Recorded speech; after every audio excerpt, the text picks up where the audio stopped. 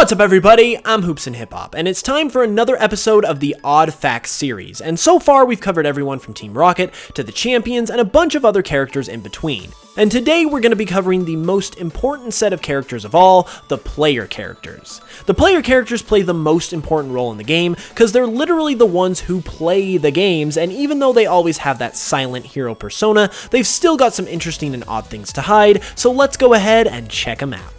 Okay, so starting things off, back in 1997 there was a book published in Japan titled The Official Fan Book of Pocket Monsters, and in the book it teased things about Gold and Silver which were upcoming and soon to be released, and in that book they teased the appearances of Red, Professor Oak, and Giovanni. Looking at Red in particular, his name was specified as Satoshi in the book, which is obviously the name of the creator of Pokémon, Satoshi Tajiri, and it's also the name of his anime counterpart, who we know as Ash, which indicates that Satoshi was originally going to be Red's name before they ultimately decided to have him be named Red instead.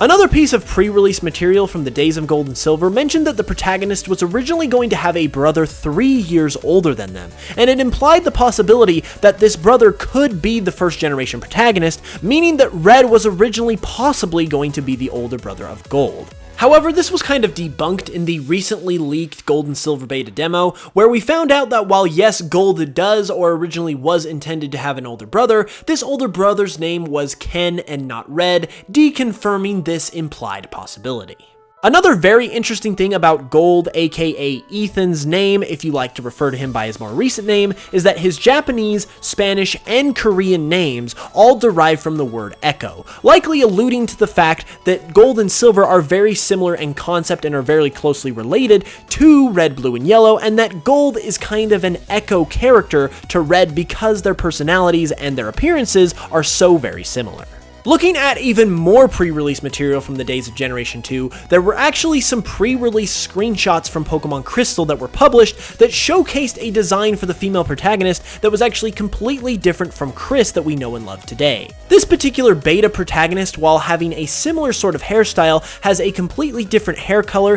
they don't have a hat, and while these screenshots are very small and they are very low in resolution, we can definitely see that this player character looks more like a last than a distinct and unique player character, likely alluding to the fact that this was a very early and basic idea for what ultimately became the very cool design of Chris that we know and love today. Speaking of female player characters that were cut from the final games, it is actually very possible that the concept of a female player character was going to be included in the very first Pokemon Red and Green games, due to the fact that we see a female protagonist along with Red and Blue in pre-release artwork for Pokemon Red and Green. However, this obviously did not make it into the final games. However, Green, as she's known outside of Japan, or Blue if you're in Japan, was not completely cut altogether because she did make her appearance in the Pokemon Adventures manga, and in addition to being a potentially cut player character, she also has some very interesting things to note about her in the manga as well. Number one, she is 20 in the manga, which makes her the oldest Pokédex holder that we've ever known.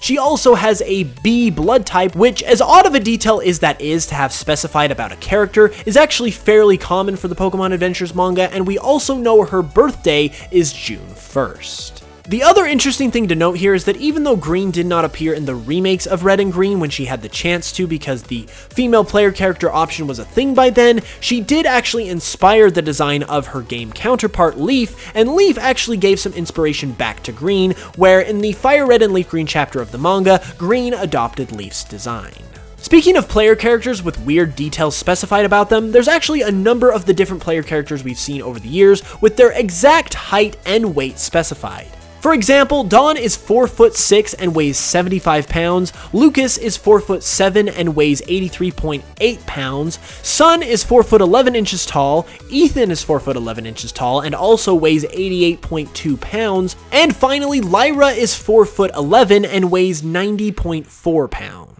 Another weird thing about the player characters is that ever since Generation 3, they've been getting standard, regular type names instead of being named after the games themselves, like they were in Generation 1 and Generation 2, and some of them get their names from very weird origins. For example, in Black and White 2, we have Rosa and Nate, who literally get their names from the word resonate. We have Calum and Serena, who are both named after calm and serene, respectively. We have Dawn and Lucas, who get their names from different words meaning light, and then we we have Hilbert and Hilda, who also get their names from different words meaning fight. Now, what's weird about this is that none of these origins for any of these names seem to have anything to do with the games that they come from. For example, Caleb and Serena and X and Y being named after words that mean calm, essentially, doesn't really have anything to do with the plot of X and Y. And Dawn and Lucas being named after words that mean light doesn't really have anything to do with the plot of Diamond and Pearl either, making these name origins a rather odd sort of thing.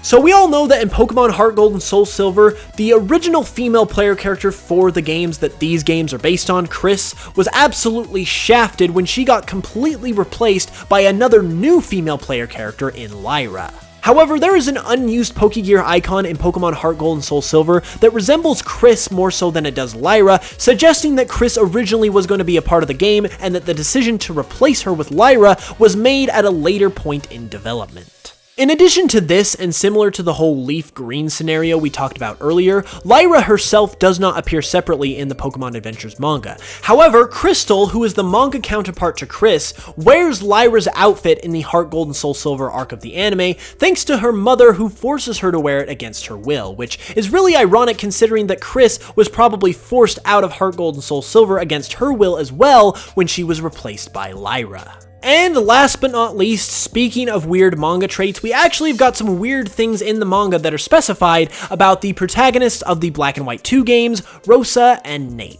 Starting with Rosa, we've got her birthday, which has been specified as September 16th, which is actually only a couple days away, so happy birthday, Rosa. We've also got her blood type, which has been specified as the B type, and probably most notably, she was actually a member of Team Plasma at one point along with her mother. However, what's even weirder than this by contrast is the fact that Nate, who is also known as Blake in the manga, is a former high-ranking member of the International Police, despite being confirmed in the manga as only being 12 years old, which, in addition to all of the other crazy shenanigans that the Pokemon world has going for it, basically means that the Pokemon world is comfortable with letting 11 and 12-year-old kids be a part of their police forces, and frankly, I don't really know how to react to that. And there we have it, everybody. The player characters are always interesting, and even though they all play the same role in their respective games, they certainly come in all shapes and sizes, and I personally can't wait to see what the next ones will look like in Generation 8. If you guys enjoyed the video though, be sure to leave a like because it really helps out the channel, and let me know in the comments below which of these facts is your favorite,